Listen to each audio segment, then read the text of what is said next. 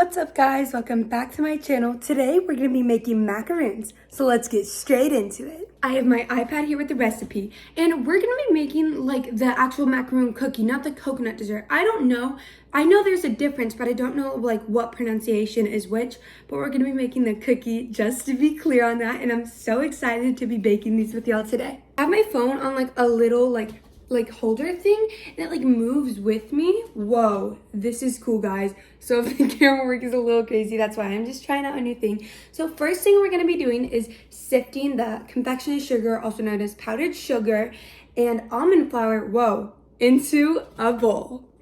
To sift my almond flour and powdered sugar, I'm going to be using this trusty dusty sifter, and I'm going to be going in with 1.5 cups of almond flour and then 1 cup of powdered sugar.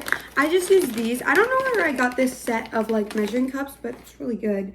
And I'm just going to plop that in there, and then I'll sift it back and forth. So that's 1 cup, and I have my 1/2 cup measurement, and then I'm going to go in here with this.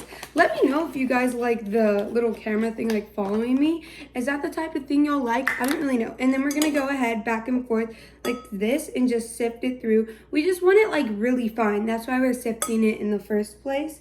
And I'm just gonna do this repeatedly until all the almond flour is out of the sifter and into the bowl. Now for a cup of powdered sugar, and I forgot to say this earlier guys, but make sure to wash your hands before you're baking and tie your hair back. It's optional to tie your hair back, but I prefer to, just to keep it nice and sanitary. Don't want any hairs getting in. Okay, 1 cup, just like that, into the thing. And I'm gonna set my measurement cup down, and just like this, sift it through all the way until it's done. And try to be careful because it really is easy to spill when you're like sifting it through.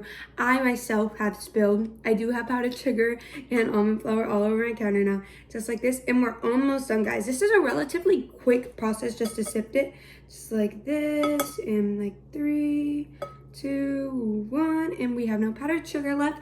And now I am done using the sifter. I am going to set the almond flour and confectionery sugar that I just sifted aside. And now onto the next step. I'm actually so excited for these.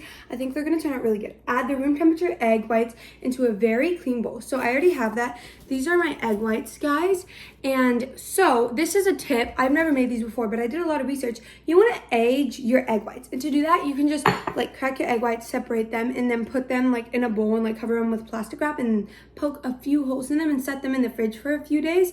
And I don't know really what this does, but you don't have to do it. But if you want your macarons to turn out better, I would do that. It's what I did. Okay, after that, using an electric mixer, whisk egg whites. Once they begin to foam, add the cream of tartar. So I'm gonna go ahead and put my egg whites, guys, in my stand mixer. Whoa, this camera's really working. Okay, just like this. I'm gonna move my other stuff, and then I'm gonna put my egg whites in, and then I'm gonna go ahead and whisk them. I'm gonna pull my thing up.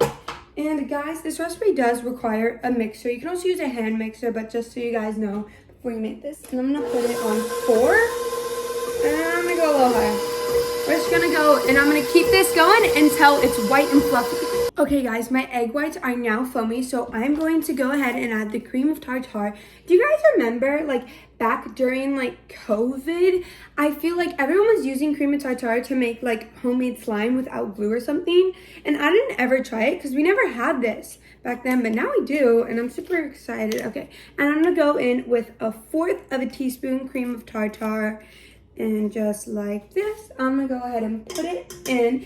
And then after that, let's read the recipe, guys. I'm being very exact with this because I don't want anything to go wrong like as before.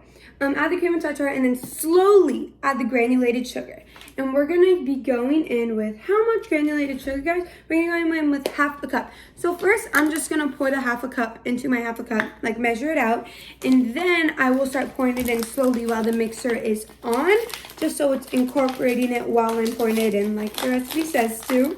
I think these are gonna turn out fabulous, guys. Let me know in the comments what my next bake should be, and I'm super excited. I'm just gonna go in with this, and I like to measure it out. Be careful. I always spill my sugar, but it's a hassle to clean up, I will say.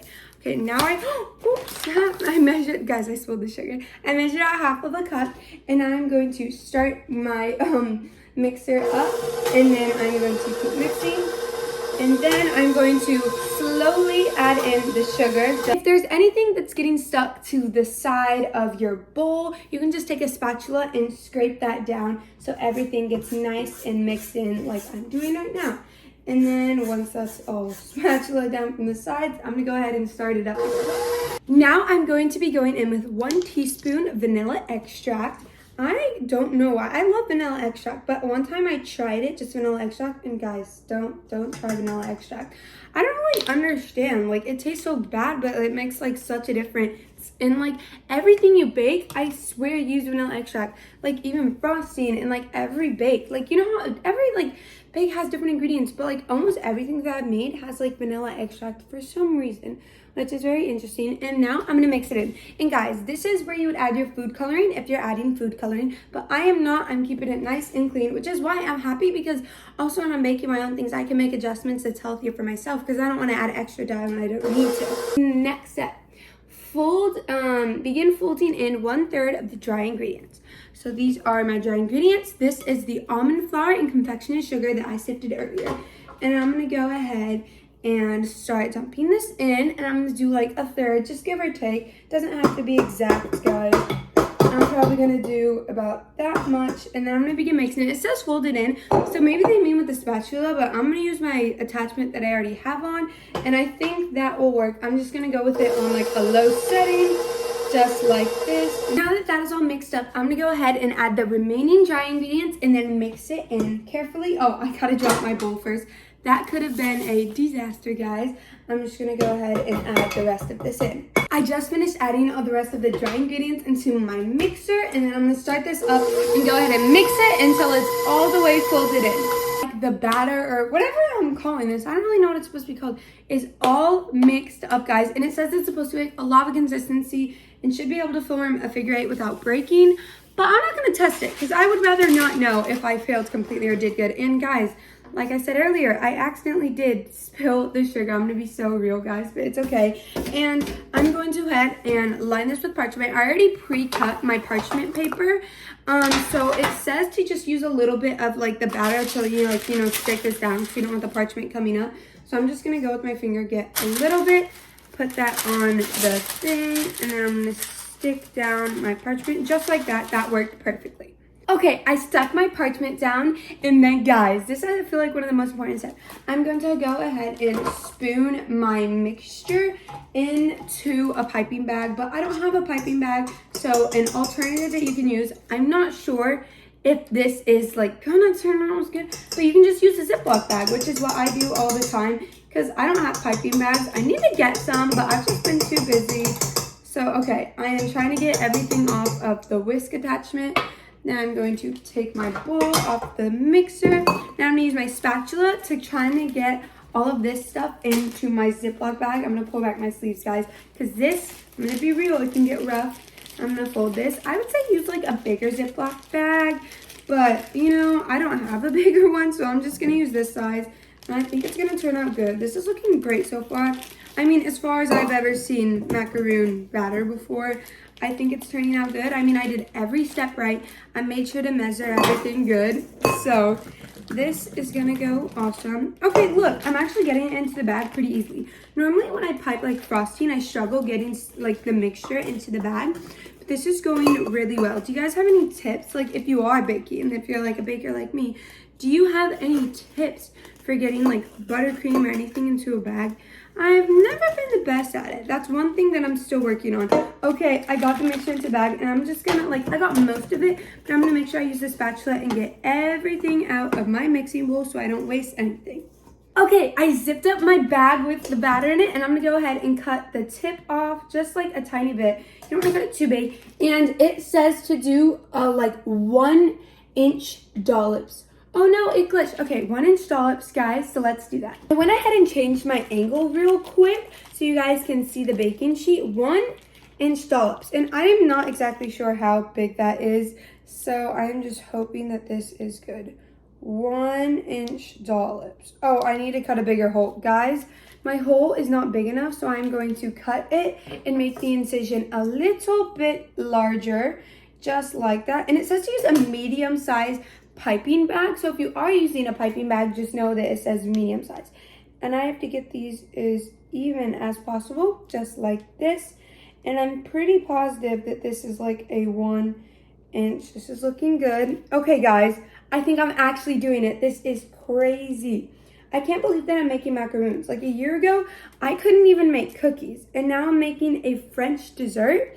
This is crazy. Okay, I'm just gonna keep going. I did not see how much the recipe said this made, but I feel like I'm just gonna keep going until I'm out. I think I'm doing the right size. But the thing is, guys, is you're using 2 of these to make like 1 cookie and putting like whatever type of buttercream you want. You can do like any buttercream. But like, so I have to be like, make these the same size, which is a little stressful. But I think this is going so good, especially for my first time. Because guys, just know that even if it doesn't turn out perfect, and you can make it again. Like, you can try again. Like, it's really, also, I'm just going to say this, guys, about living and learning. I say that a lot, but it's so true. It's not going to come out perfect the first time. You have to, like, try and, like, see what works for you. I'm going to be honest, guys. These circles are looking intriguing, and I don't know how good they are going to turn out.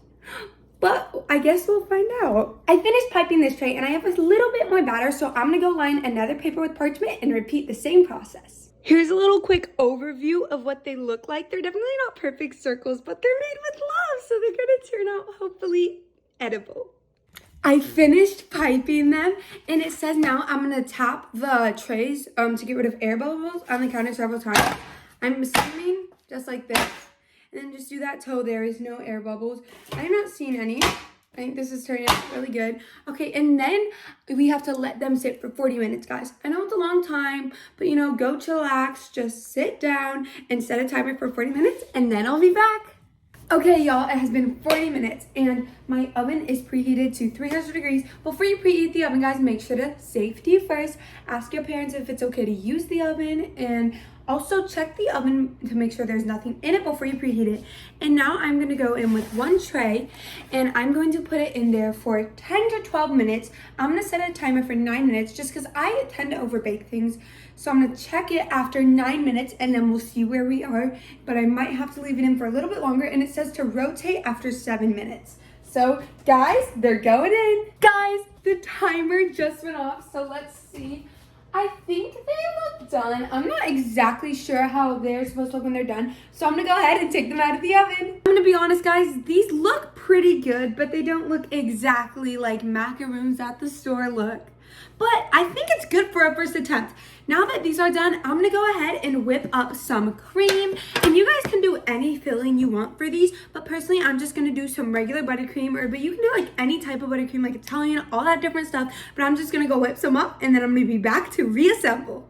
I just finished making the frosting, and guys, before you frost like your cookies or your macarons, whatever you want to call them, make sure that they are fully cooled. And now I'm gonna go ahead and frost the first one. I'm so excited. I think I am doing this right. I'm just gonna go like this. And then I'm going to put another one on top. Y'all, I made a macaroon. I think I did too much frosting. I can't believe I made a macaroon. Cheers. That turns out, it tastes like a macaroon. Oh my gosh. That is so good, guys. This is your time to make these macaroons. Thank you all so much for watching. Bye, I love y'all.